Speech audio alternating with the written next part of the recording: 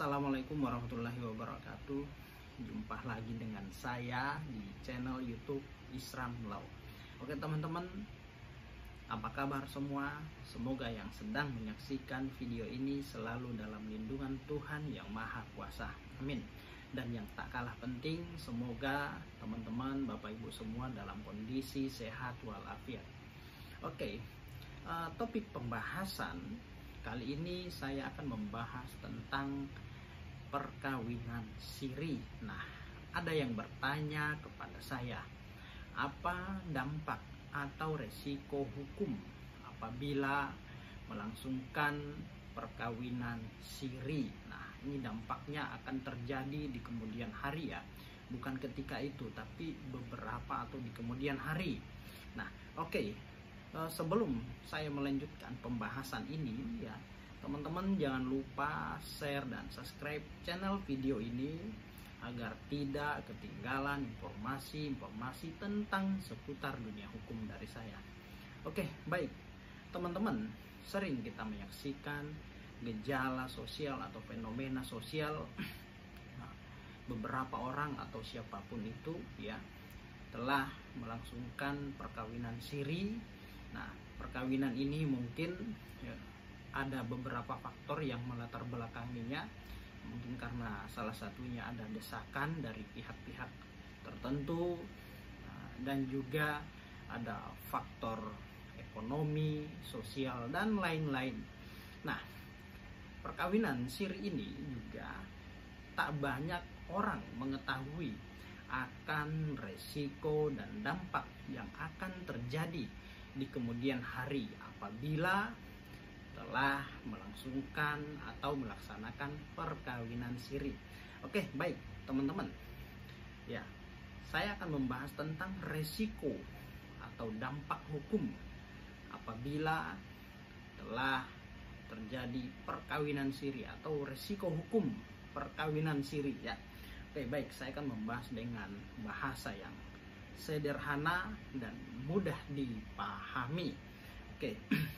Nah, adapun dampak dan resiko hukum perkawinan siri ya, seperti status perkawinan itu sendiri. Nah, secara agama itu sah ya, secara agama sah. Namun menurut hukum, secara hukum tidak sah ya, karena tidak dicatatkan di kantor urusan agama atau di pencatatan sipil. Nah, kalau tidak dicatatkan di kantor urusan agama atau pencatatan sipil, maka pasangan tersebut tentu secara hukum tidak sah dan dia tidak bisa mendapatkan perlindungan hukum, tidak punya buku nikah nantinya karena tidak diakui oleh negara. Nah, itu resiko pertama ya, terkait statusnya memang sah secara agama tapi menurut hukum tidak sah. Kemudian resiko selanjutnya terkait masalah nafkah. Misalkan suami tidak memberi nafkah terhadap istri sirinya, kan begitu. Nah, apabila suami tidak memberi nafkah, ini kan kalau pasangan sah ya tidak memberi nafkah, ini masuk dalam kategori penelantaran rumah tangga. Nah, penelantaran rumah tangga masuk dalam tindak pidana kejahatan KDRT ya, kekerasan dalam rumah tangga. Nah, seperti itu. Nah, apabila dilakukan atau suami ya dari pasangan siri ya tidak memberi nafkah atau menelantarkan, sang istri tidak bisa melakukan pelaporan, tidak bisa melakukan penuntutan terhadap suami sirinya. Karena apa ya? Secara legal standing ya, suami tidak mempunyai kekuatan hukum. Tentunya pasti ketika istri hendak membuat laporan ke kepolisian dengan alasan penelantaran rumah tangga, polisi akan meminta bukti betul atau tidak pasangan tersebut merupakan suami istri. Nah, dibuktikan dengan apa? Dengan buku nikah. Nah, dari situ nanti dilihat apakah sang istri mampu memperlihatkan buku nikah atau tidak. Namun bila tidak, tentu itu proses tidak dapat ditindaklanjuti karena terkendala di legal standing. Ya, dia kan berbicara atas nama istri. Nah, sementara di dalam hukum kita, ketika dia mengaku sebagai istri, dia harus membuktikan. Buktinya seperti apa? Minimal ada buku nikah. Nah, itu ya teman-teman terkait masalah nafkah. Lalu resiko selanjutnya terkait masalah status anak. Nah, ini penting untuk kita ketahui bahwa status anak yang terlahir dari hubungan nikah siri, ya, ini dia tidak bisa menggunakan nama ayahnya atau bin ayahnya. Nah, sang anak yang terlahir hanya bisa menggunakan nama ibunya, atau dia akan ikut dengan administrasi ibunya. Sementara dia tidak bisa di surat keterangan lahir atau akta kelahirannya nanti, ya, dia tidak bisa mencantumkan nama bapaknya.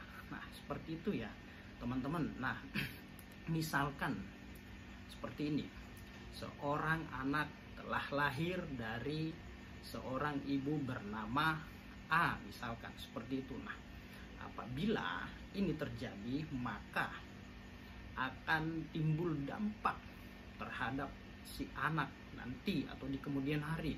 Misalkan seperti dampak psikologi, ya, ketika anak tersebut ingin sekolah atau sudah sekolah. Nah, dalam lingkungan sekolah, seusianya sebayanya dia, ya, tentu dia akan menjadi bahan pembicaraan, entah itu diolok-olok, dicemooh, dan lain-lain sebagainya. Nah, ini penting untuk kita ketahui, ya, dampak yang akan timbul dan akan terjadi, ya, terutama tentang masalah status anak. Lalu kemudian terhadap waris. Nah, ini dampaknya terhadap waris juga nanti. Misalkan apabila suami meninggal, maka istri atau anak tidak mempunyai hak waris terhadap harta peninggalan suami. Misalkan suami meninggal, maka istri tidak mempunyai hak untuk mewarisi harta yang dimiliki oleh suami. Begitu juga dengan anak. Anak tidak bisa mewarisi harta yang ditinggalkan oleh bapaknya. Nah, terkecuali, ya, si anak tadi dapat membuktikan bahwa ayah yang telah meninggal tadi merupakan ayah biologis. Namun proses pembuktiannya juga itu bisa berpanjang. Nah, dia harus menempuh upaya hukum melalui pengadilan.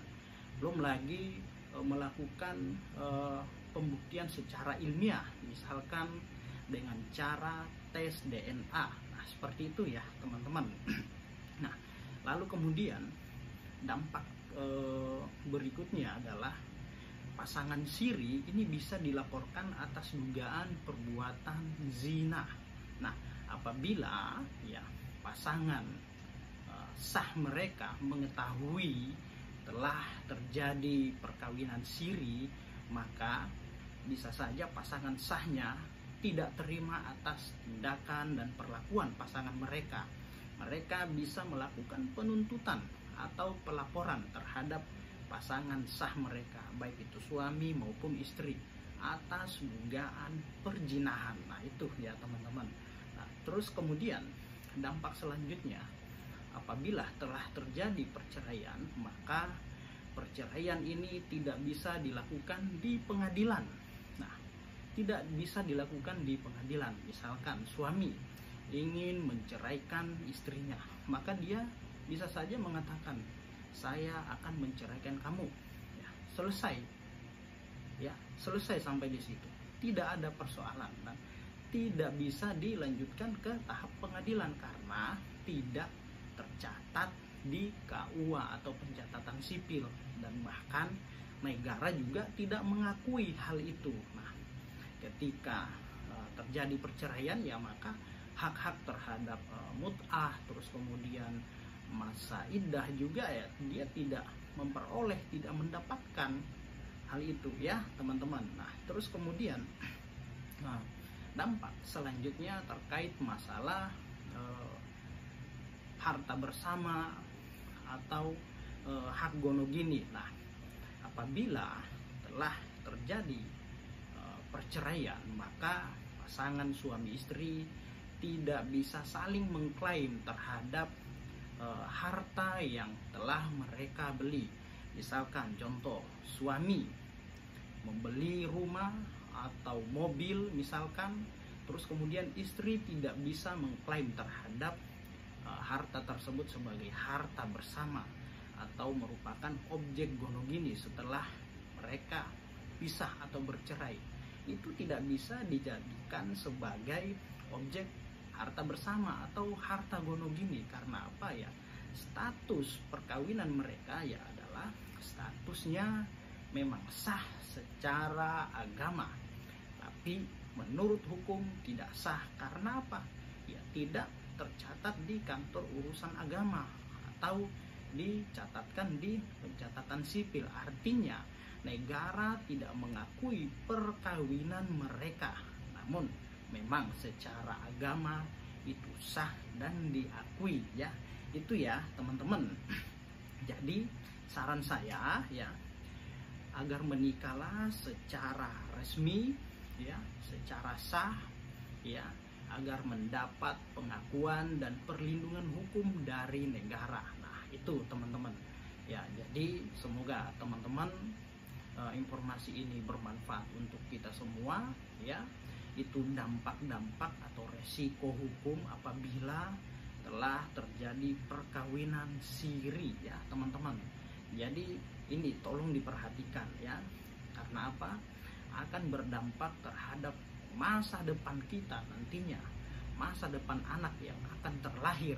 Nah, maka dari itu saran saya, menikahlah secara sah dan resmi agar mendapat perlindungan hukum, mendapat pengakuan dari negara. Nah, teman-teman, semoga informasi ini bermanfaat untuk kita semua.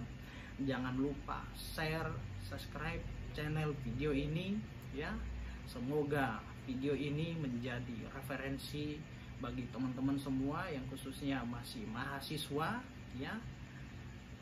Demikian, assalamualaikum warahmatullahi wabarakatuh. Salam.